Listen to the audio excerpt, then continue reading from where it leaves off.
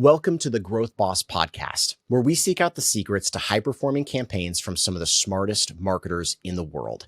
I'm your host, Jared Smith.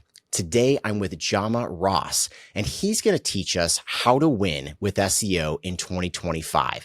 Jaume, thanks so much for being here today.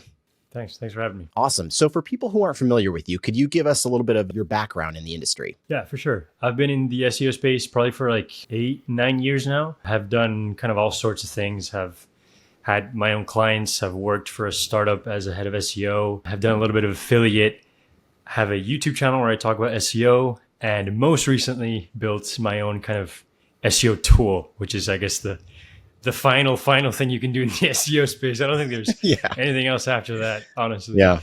Before I kind of dive into what's transpired over the last couple of years in the SEO industry, I'm curious, what have you enjoyed the most? Because you've played every role in this industry. What have you enjoyed the most? And what do you feel like is a good path for new people that are just getting started in the industry? Yeah, I think what I've enjoyed the most, probably starting off, was client work, just because people are willing to pay you money and that's insane, right? You're just starting off, you have no idea how to make money online. And then you learn this skill and then someone's ready to kind of pay you for that.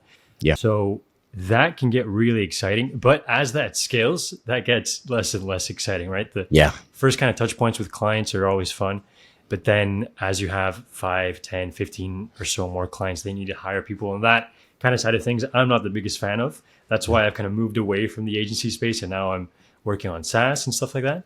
But if you're starting out in 2025, client work is definitely the best thing that you can do in terms of money, in terms of how easy it is to get in terms of probably just the easiest way of winning if you're brand new. And one of the easiest ways I'd say is local. Local SEO is a pretty solid way to get started. Not too complicated, working with Google Maps. Just got to learn a few things. And you can bring clients a decent amount of links. Leads. Yeah, absolutely.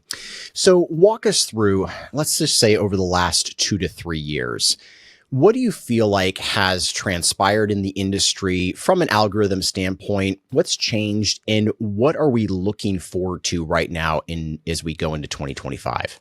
Yeah, it's interesting because I get this question a lot from just different clients I've worked with in the past and stuff. And I think the main thing is not much has changed, as in the basics are still kind of the same. You still have to go after really high quality backlinks. If you don't have high backlinks, the content you create isn't really going to do as well as someone who does. Mm-hmm. And apart from that, AI has been the biggest thing, right? You can just churn out content like absolute degenerates right now, which is a good and also not so good of a thing. I kind of work towards not working directly with AI for content just because the quality sometimes just isn't there. But algorithmically, I'd say it's all pretty similar. Google tries to kind of work away from the authority kind of side of things. And you see websites get hit, big parasites, right? So websites that have a lot of authority, people come in and they use a subfolder to rank for whatever casino keywords or whatever type of keywords they want. They often get hit, right? Because it's just such an obvious thing that you can kind of hack, and Google knows that. And so they try and kind of hide that side of things, but I don't know how they can get around the importance of backlinks, right? And so I think that's going to be here for a while. I do think UGC content is kind of more important these days, ranking in LLMs as well, as I guess there is kind of like a threat to Google. I had a recent podcast with Neil Patel, and I asked him, do you think SEO is going to die soon? And he says, take a look at the earnings report of the last 3, 4, 5 years for Google, and it's just growing, right? The company's just growing. And I recently saw on Twitter that their share of search engine, I guess, dominance or market share, dominance, it has maybe dropped less than a percentage, right? Yeah. And it's true, like a lot of these LLMs haven't reached mass kind of everywhere, but I think Google's still super solid, right? And short answer is not much has changed, I guess. Do you feel like with the rise of all this AI content, obviously links have always been important. I mean, I've been in the industry this will be my 20th year. Yep. They've always been important, but do you think that Forbes backlink or CNN backlink will become even more important because it's just so easy to mass generate pages? Absolutely. Yeah. I think that's kind of the differentiator right now, because AI content is just so easy to create, right? Everyone can do it. You can literally write articles with ChatGPT. That's the only thing that's going to help you differentiate yourself from everyone else. So 100%. Yeah, I think it's super important. Yeah. And talk to us about kind of your link building. I'd love to get into both strategy and philosophy. We'll start with kind of strategy. What are kind of the primary types of links that you're building right now? Yeah, so I'm not really doing anything too spammy right now. So I have had my past of building PBNs, kind of doing all that stuff. But right now, just because I'm trying to build kind of a real brand with this new software company, all I'm doing really is I'm focusing a lot on pushing my affiliate program. People will just naturally link out to you. They have an incentive to do that. They get a commission, a percentage. So those links just come naturally, right? And without doing anything else, I have a domain authority, domain rating, whatever you want to call it, of almost 30, right? With a website that's less than a year old.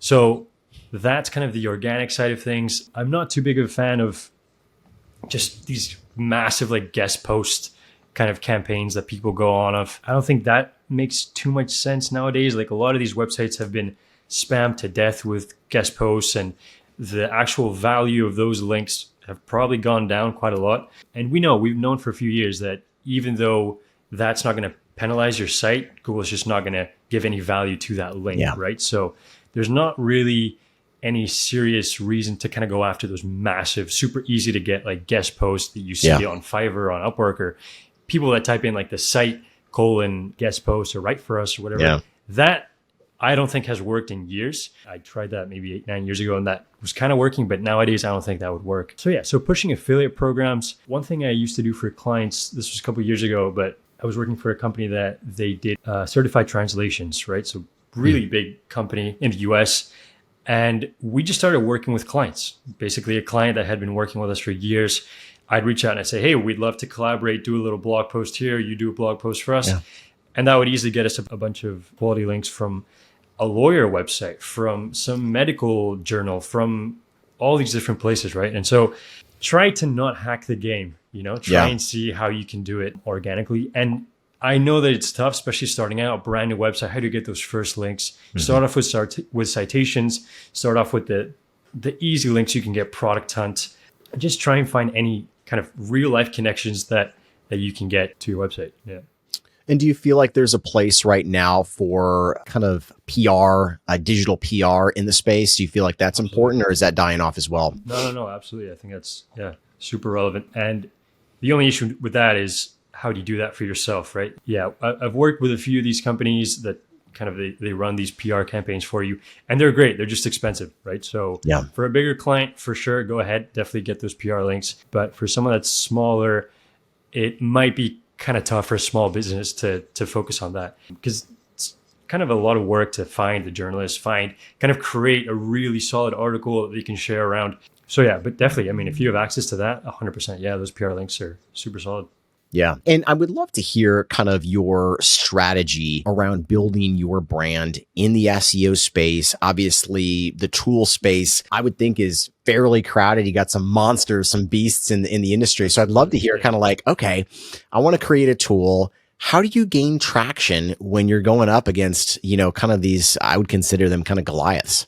Yeah, absolutely. I would also consider them Goliaths. That's for sure. So I would say the main thing has just been creating my own personal brand first, and just having some type of, I don't want to say I have an authority, because I definitely don't have an authority, but some type of kind of reference in the space. And that has been my YouTube channel. So just creating content for years before creating this brand, right? And so that allowed me to at least to stick out a little bit, at least to have like that initial push of like the first, I don't even know, like 300-400 users, like paying users, people that sign up, people that are kind of the real fans, like people that are talking about it on Twitter, sharing. When people ask for alternatives, right, it'll be one of the comments.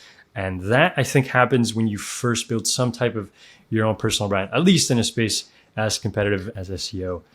In terms of the SEO space, like ranking in Google for an SEO tool, man, it's just impossible, right? It's so packed. And that is probably, along with like finance, CBD is probably really tough as well.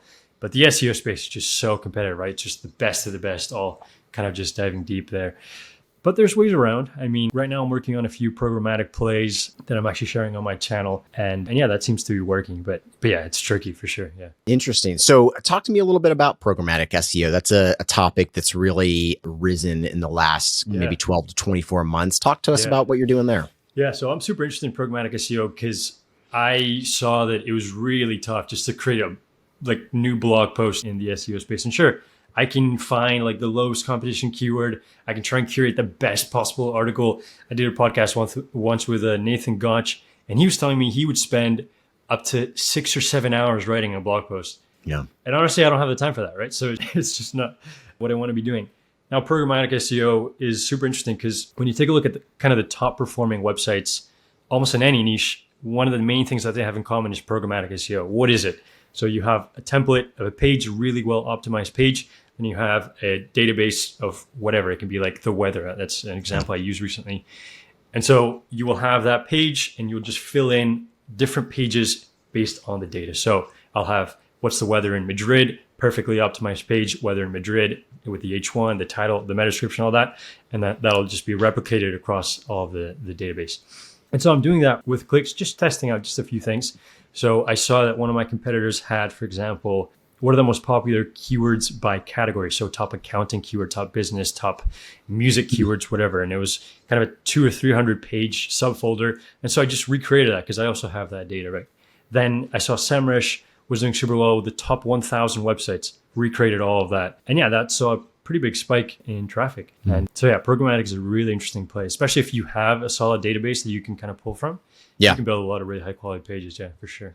And do you feel like you can grow these websites from a traffic standpoint without the links and kind of almost make up for it because you're publishing maybe thousands or tens of thousands of articles at a time? Or how does that work? Yeah, I would say no.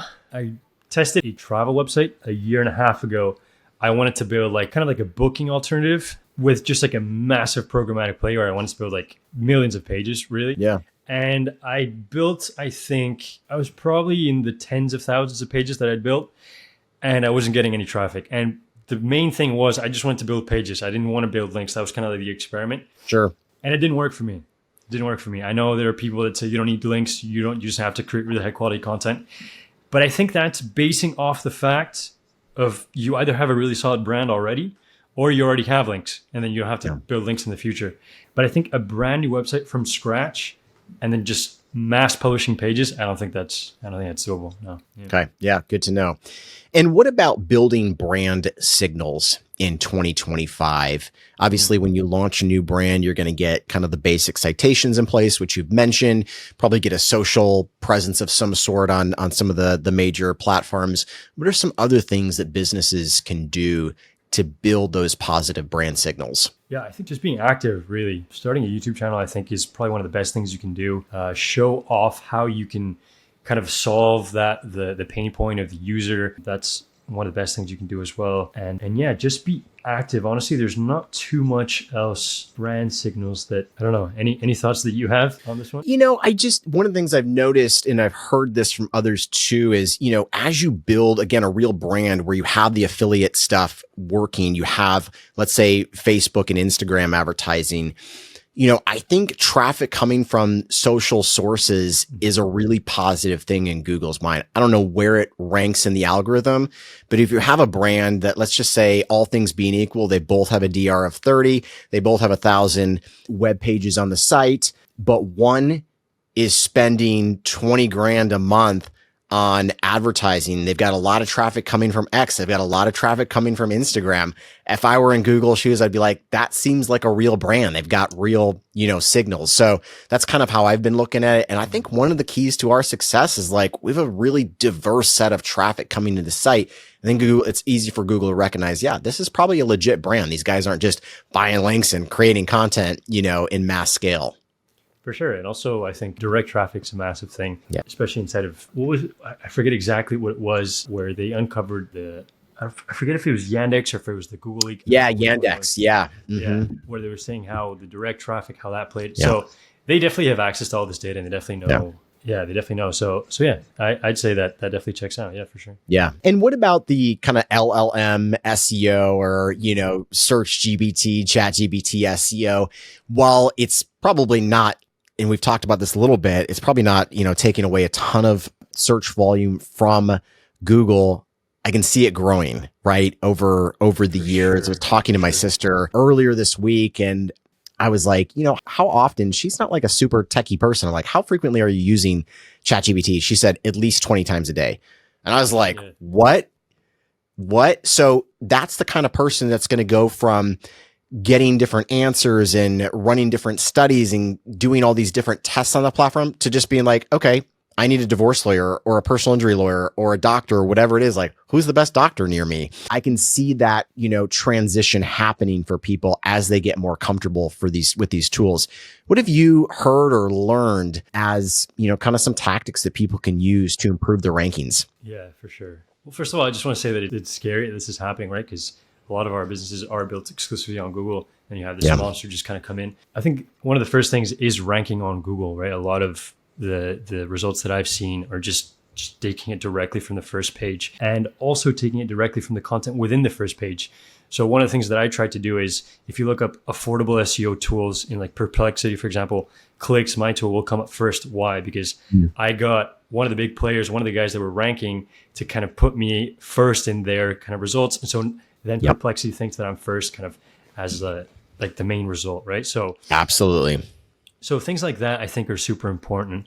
Brand mentions. So this also comes back to affiliate, right? You want people to be talking about your business, not only on your own website, but just kind of everywhere, right? Yeah. More mentions. Again, if you compare two websites, DR30, a bunch of brand mentions everywhere. This one has no mentions. Yeah. Which one's the LLM going to pick, right? The LLM, if it gets flooded with a bunch of different places recommending the same thing, it's going to bring that up, right? I'm not exactly sure how that recommendation, how like the engine behind the rankings is happening inside of ChatGPT. Some people say it's Bing, some people say it's a bunch of other things. It's not really clear yet. But yeah, it's just, I guess, a business as usual, right? You just have to continue building links. You have to continue just trying to get your business as out there as possible.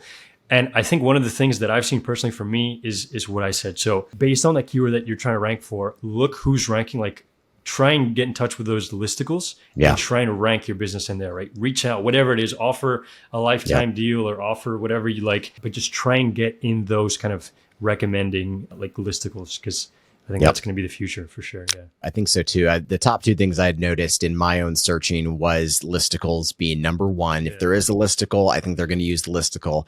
And then number two, I've seen a lot of Wikipedia references within the niches that we're in, more in the professional services, doctors, lawyers type stuff. Yeah. But a lot of people don't know that when they see that listicle up there, that's a pay to play placement of some sort, whether it's affiliate or just flat out, pay me $5,000 and I'll put you in the number one position. Maybe walk us through a little bit what that looks like, because I think that would be really helpful for people. And again, I want people to expand outside of just SEO. This is a great marketing tactic to grow your brand. And oh, by the way, it has SEO benefit, but it's just a great marketing tactic. Yeah. I mean, I guess this would kind of fall in the subset of like rank and rent. I don't know if you know of a guy called Jackie Chow. Have you heard of that guy? Yeah, absolutely. Yeah. So Jackie does this extremely well because he will rank for a really big keyword in, I don't know, I think it's like in the supplement space, and then he'll be number one, and he will rent out like the specific supplements out to companies, as in the absolutely out to specific companies. And so this is super powerful. So you can do it the other way around, right? If you can't rank, if there's massive companies ranking above you, try and just get in that listicle, right? Try and, again, whatever it is, just get in touch with that person and say, hey, what would you need to kind of get me in? It doesn't have to be number one, right? Sometimes you will get number one, but just being on that page, I think is going to be super, super relevant. 100%. You can do that for any niche, honestly. Just any listicle, reach out to them and see what it's going to take. Yeah. And I think he's big in the protein powder space, which is probably one of the more competitive niches online. Most of the people listening to this are not in that niche. And that's where you just, again, you'd be surprised if you said, hey, for $500, can you either add me to the list or put me in the number one spot? You know, most of these guys that aren't in these super competitive niches, first of all, they probably aren't getting offers, and they're going to be really open to something like that. Absolutely. Yeah. Absolutely. Yeah. And it's also what you will get out of that as well is a backlink, right? Most people just add that little backlink and make sure to make it do follow for sure. if you Absolutely. can, yeah. Agreed. So what are some of the things you're most excited about for this next year? Let me think. I don't know. I think programmatic is big on my mind. I want to try and just scale up to tens of thousands of pages on the Clicks website. I think that's kind of one of the ways that I'm going to win. And yeah, just trying to build links. I guess there's not much else going on. Yeah. Just the same old stuff. I'm also really excited. This is kind of non-SEO, but I'm really excited about kind of the possibilities of building other things with like existing AI kind of assisted like code editors. Maybe Okay. it's just a little bit off brand, but I'm looking to build like apps and different things with these code editors just because you can, right? And it's really simple and it's really, really high quality. So so that's what I'm excited about. Just producing a lot of things. Yeah. I love it. That's awesome.